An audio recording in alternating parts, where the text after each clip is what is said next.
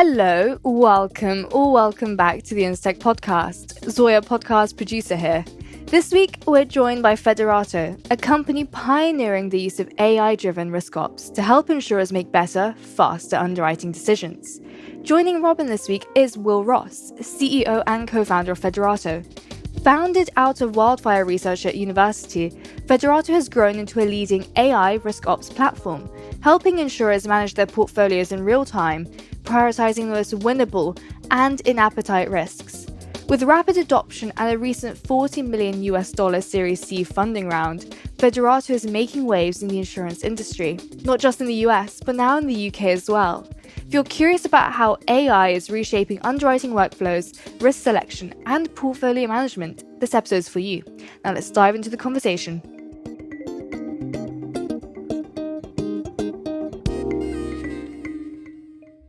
For this week's Instech podcast, I'm bringing you a ridiculously fresh-faced Will Ross, who is the CEO and co-founder of Federato. Will, thanks for joining us. No, thanks for having me, Robin, and I'll come back to that fresh-faced point in a moment.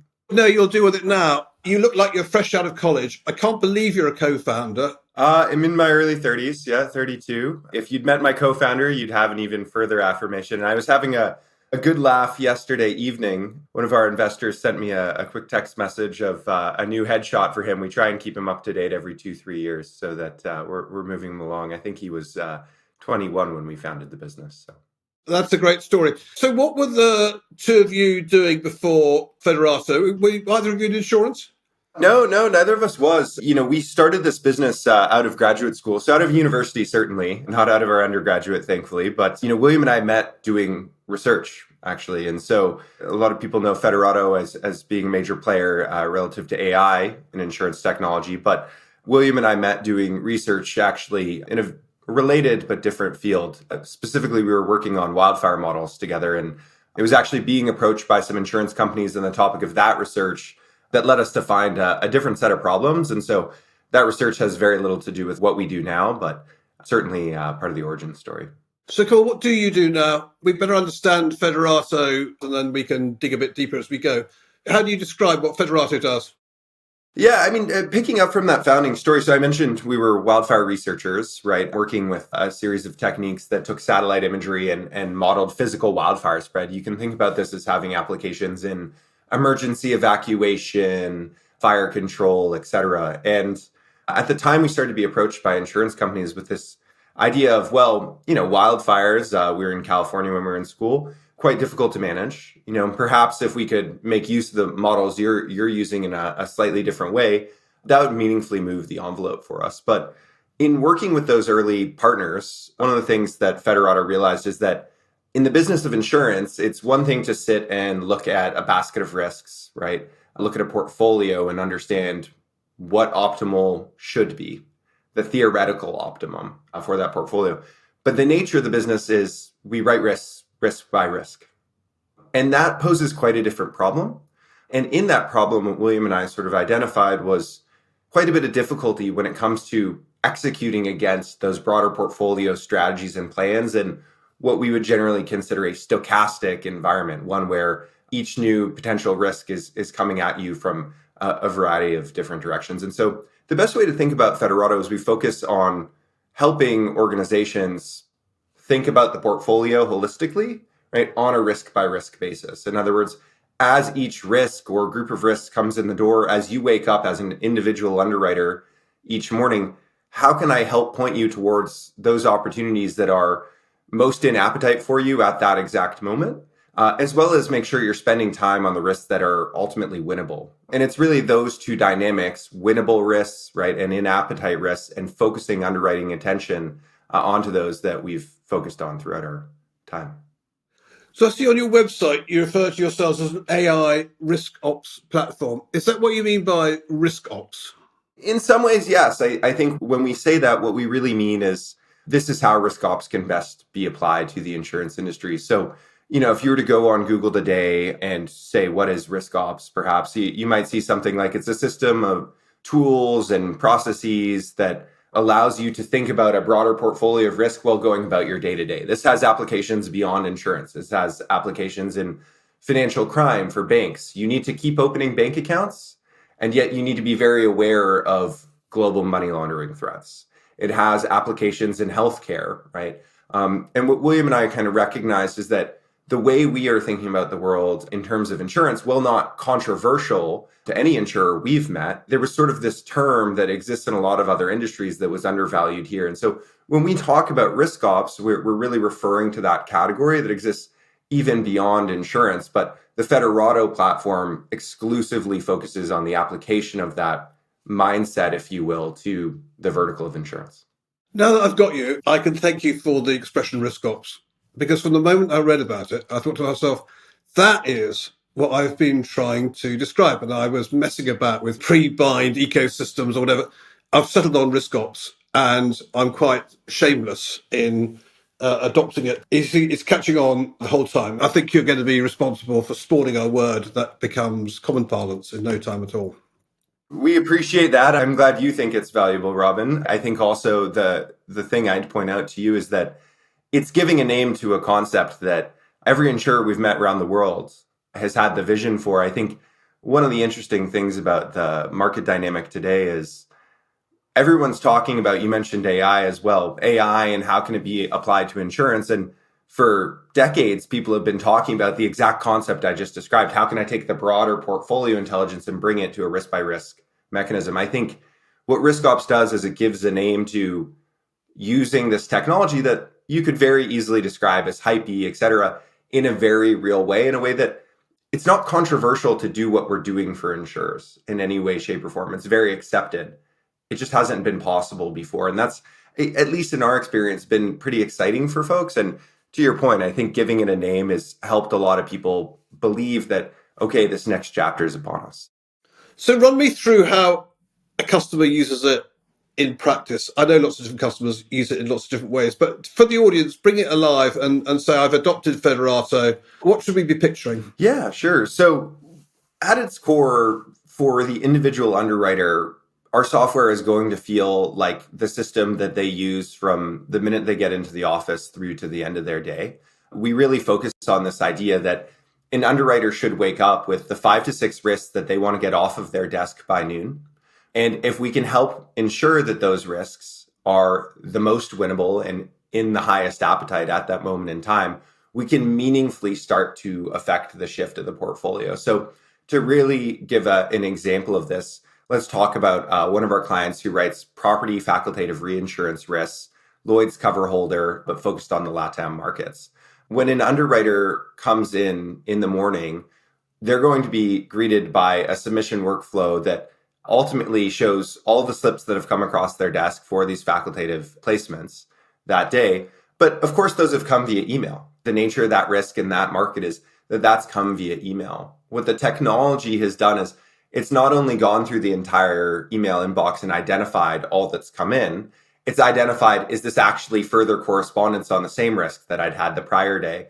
It's brought those things together. It's actually extracted all of the information about that risk, not just from the attachments, but from the email itself. So often in your conversations with intermediaries, they're going to characterize the risk further in the email. In fact, it might even contrast with what's in the attachments.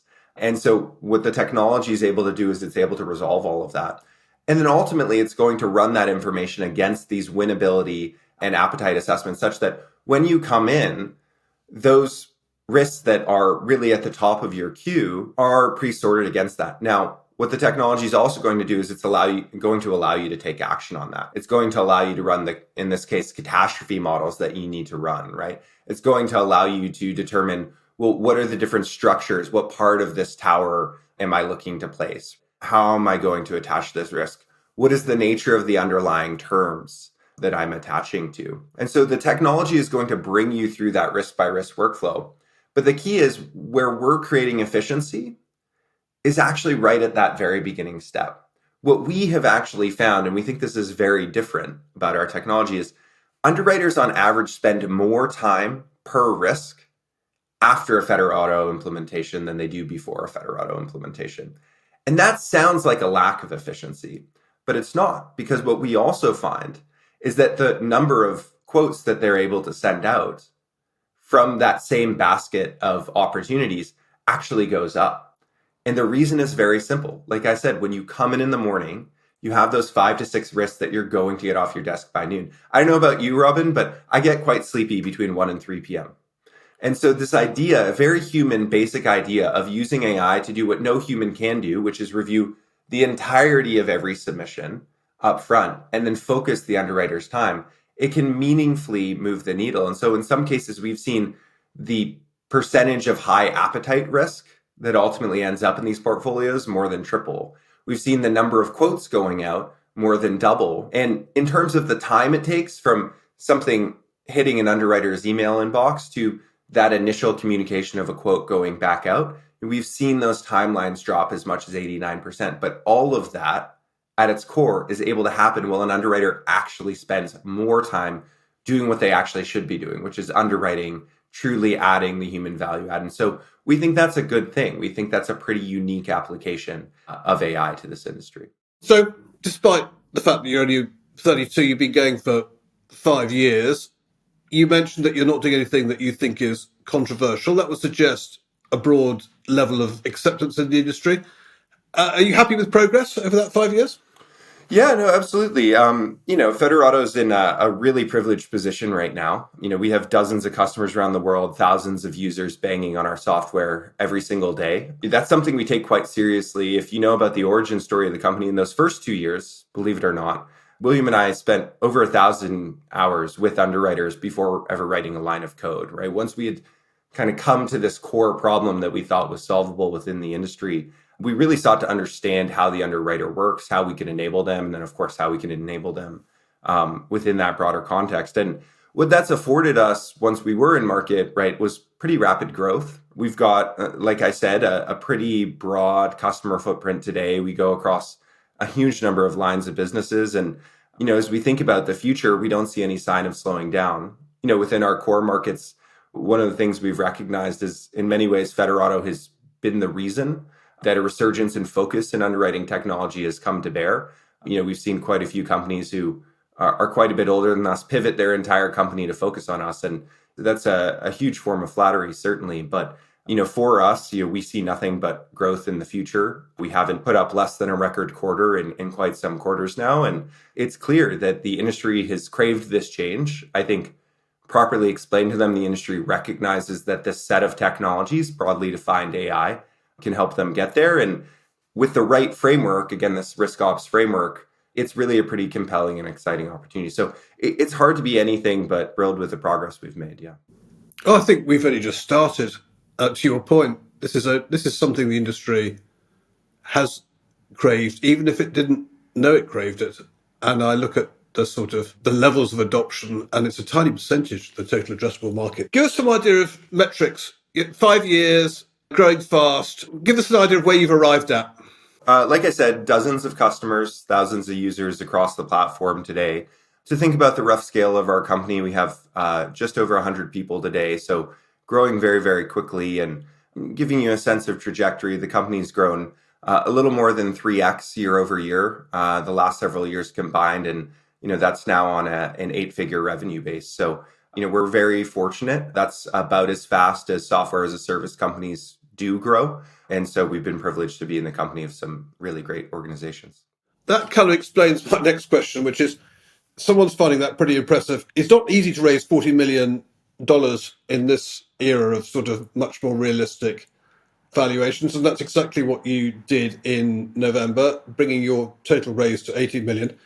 Tell us a little bit about the fundraising, the reasons behind it, who you did it with. I'd be interested to know a little bit more about that. Yeah, no. I mean, look, Federato's been privileged to have access to top tier capital because of those growth rates and because of our success throughout its lifetime. Thinking about this most recent raise, which, as you mentioned, was a $40 million Series C in addition to $40 million raised prior to that. This was not done out of a need for that capital. We had not yet even dipped into the prior round funding, which was a $25 million Series B. But the main reason we did it was that, frankly, we were approached. And it was not just that we were approached, it was who we were approached by. And so the round was led by a global institution named Stepstone Group. And for those of you who haven't heard of Stepstone's a multi-$100 billion asset manager. And the reason we were so interested in working with StepStone was really twofold. The first was, what is StepStone's primary business? StepStone's primary business is actually investing insurers' capital. StepStone, publicly traded corporation, asset manager at their core, but the majority of the assets they manage are on behalf of insurance organizations, right?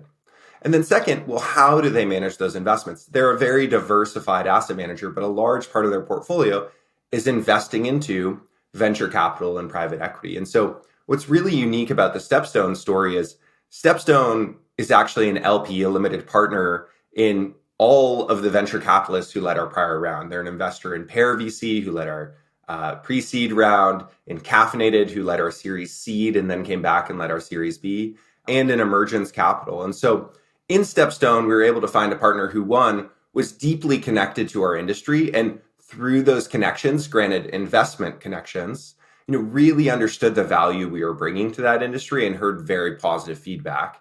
And then two, that had really understood and seen what we were doing, right? And so when the opportunity came to work with them and to extend that global network, to have an opportunity to kind of build a really strong capital partner with global reach in the insurance markets, it just made a lot of sense. We were already starting to feel that global pull from the markets. We knew the growth we were experiencing within the US, as well as with some of those early global customers. And we knew that we were going to continue to invest in the business. And so, like I said, that $40 million is a long way from being touched at this point. But, sometimes when you have an opportunity to bring a really great partner on board, you just do it. You put them on the bus. And, that's exactly what we were able to do with StepStone. Well, nice if you can get it. I like the idea of $40 million sitting in the bank. But so what sort of investor are StepStone in practice? I mean, I can see why you'd want their money, but are they passive, or do they make introductions for you? Given that they are so connected to the industry, do they play a role in your business in any sort of active sense? Look, StepStone has been a fabulous partner, and they've been a fabulous partner since long before they were direct investors. So to be clear, StepStone makes very few direct investments. StepStone's primary business is investing in those venture capital and private equity funds, as well as many other asset classes, as a limited partner or some other mechanism. And so StepStone choosing to invest in us was really a byproduct of the success we had already had around a lot of that collaboration. Now, StepStone's a publicly traded corporation. Obviously, their interests have to come first, their broader interests, and so they have to use those relationships carefully.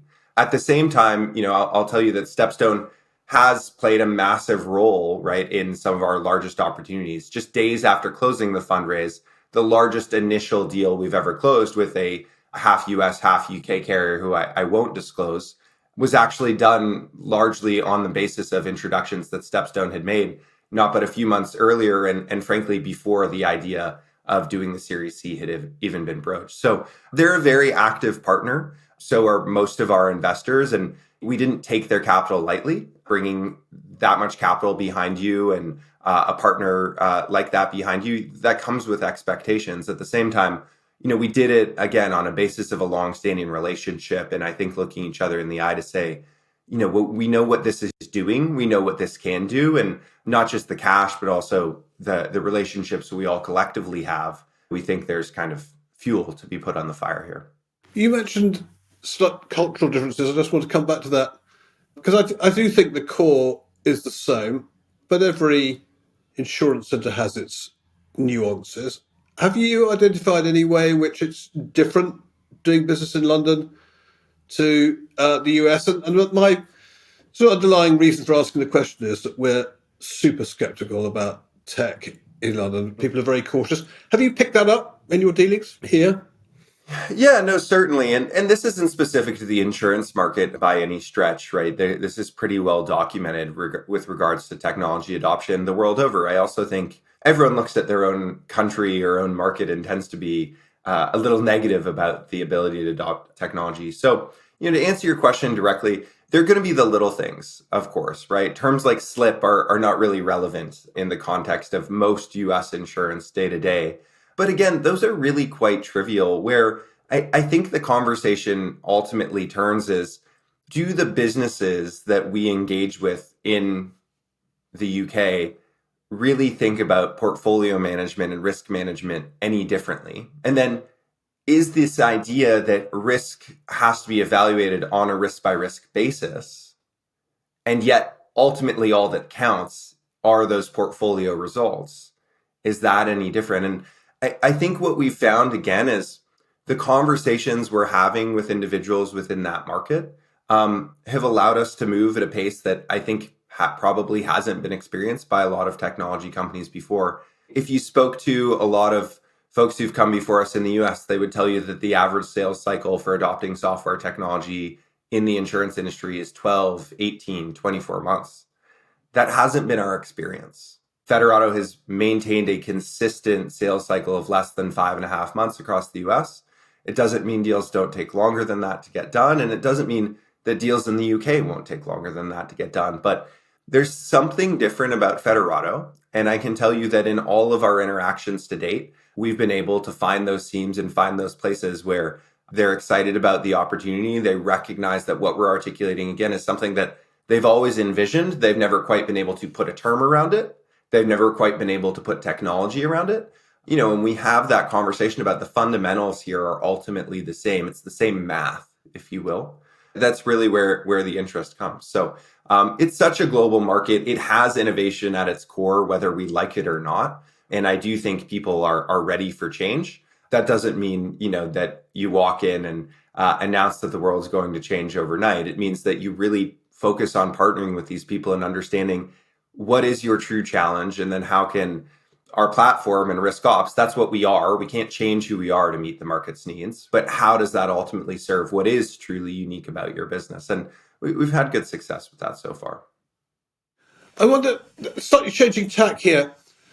When I first looked at what you did, and I have to say I liked it, I worried that you did too much. In other words, taking the whole portfolio approach, you are involved in the whole value chain. You can see that individual companies might have adopted a different intelligent document processing capability. They might have another workbench. Has it been a problem to go into places and find that they have some of your solution belonging to somebody else, and then you have to work around it? Is that an issue? Yeah. One of the nice things about our approach is we are a platform play at our core. Now, if someone really isn't bought into, I want to move towards this RiskOps mindset, I want to take portfolio thinking and operationalize it on a risk by risk basis, we probably aren't the partner for them, and we'll be happy to tell them that. It's not worth our collective time. But again, being a platform play, we do have solutions and capabilities in most, certainly not all, but in most areas of that, let's just call it underwriting value chain, right? But it's a little bit like adopting technology. If you think about, for example, PCs and Mac, right? Individuals tend to be focused on one product category family. Now, there are going to be products that they just don't make. For example, Apple does not manufacture printers, right? They were in that business for a very short period of time and they went away from that. At the same time, if you think about certainly in the US and the UK, the iPhone, to the extent it's adopted, those individuals are going to tend to use AirPods. They're going to tend to use an iPad. There's some set of technology that even if their work laptop happens to be a PC, that they're going to wrap around that. And so it really just becomes about, does the ideology, does the idea of RiskOps resonate with that organization? And then our job as a good partner to that business becomes, what is it you're actually trying to solve? Everyone in this industry more or less has the same objectives. It can be a little bit trite, if I'm being honest, grow profitably, profitable growth. These are familiar phrases, right? But it's not enough to just say, well, I'm going to invest in underwriting technology and therefore profitable growth shall come out the other end. What Federato, I think, has been able to do that others struggle with is we've got such a broad tool set to say, whether it's a better focus on your relationships with intermediaries, whether it's a better focus on triaging each individual slip as it comes in and evaluating that risk entirely on some form of straight through processing basis or some other mix, you're going to have the unique strategy that you believe if you enable, it's going to move your business towards whatever those profitable growth type goals are. And so again, the question becomes, is Federato's broader approach right for you? And then we work backwards to which pieces of the technology ultimately are going to make sense. And we've been pretty successful in finding ways to do that. Do you think the same approach is applied to claims. Is it any interest to you? It's a good question. We get asked about claims a lot. Claims is not something we've done to date. When we look at claims as a category, that category was created, and it was created many years ago. Folks tend to forget that Guidewire was not a policy admin system in the early days. It was a claims system, and their journey to, in some markets, as much as 70% market share in that technology was really predicated on a single individual focus. Well, Federato is one of the few companies in the last 2 decades that has had a growth trajectory anywhere similar to such a great company. And while we're a long ways from achieving the sort of legacy that company has achieved, I do think we've paid a lot of attention to the focus that they've had in those early days. The founders of that company have been great mentors to myself and my co-founder. And as we think about what we're really good at, well, claims and loss history is a core part of the underwriting process and something we absolutely have to bring into the software through that. The idea of actually handling the claims process and adjudicating a claim is just, not something that we're looking to major in, and certainly not a place we'll go anytime soon. So what are your plans for 25? Anything that you would like to have in place at the end of 25 that you haven't got now? I was going to say where you're going to spend your money, but what have you got on the radar?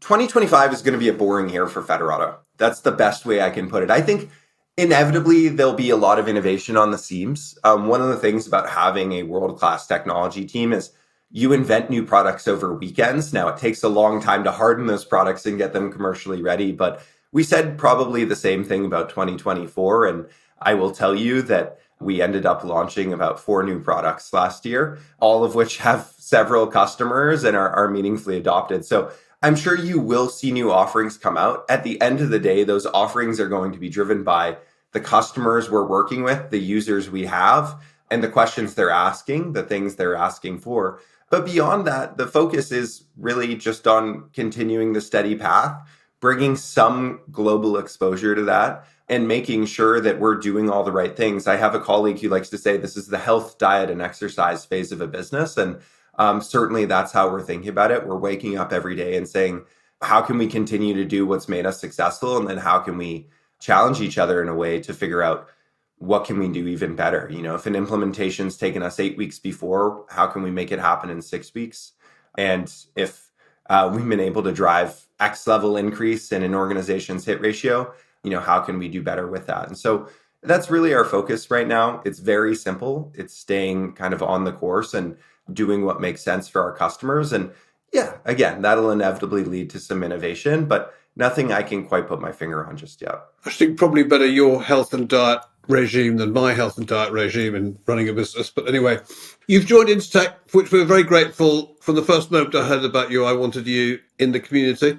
Who do you want to hear from? Other ways we can help you? Yeah, I mean, we felt the warmest of reception with every trip we've made to London, with every conversation we've had. What I would say to organizations, whomever they are, whether they be technology providers, data providers, or carriers, cover holders, whomever, might be interested in our technology, we're really just open to the conversation. I mentioned our origin story, right? William and I and this entire organization believes that we need to pursue what is true. Ultimately, we need to spend the time to really understand the markets we're going into. At the same time, our every inkling and every indication is that what RiskOps is and what RiskOps represents should at least have an initial appeal. And so what I'd say to the market is, if what we've described here today in RiskOps is of interest to you, if that's something that you see in the vision of your own company or just for the market in general, we'd love to hear from you. We'd love to collaborate. We'd love to learn from you, right?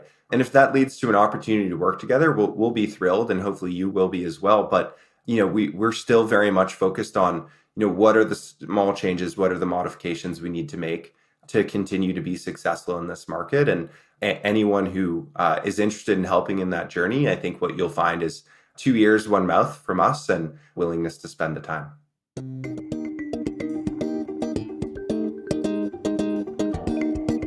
Well, if you've made it this far, then I'm pretty sure you found that as exciting and interesting as I did.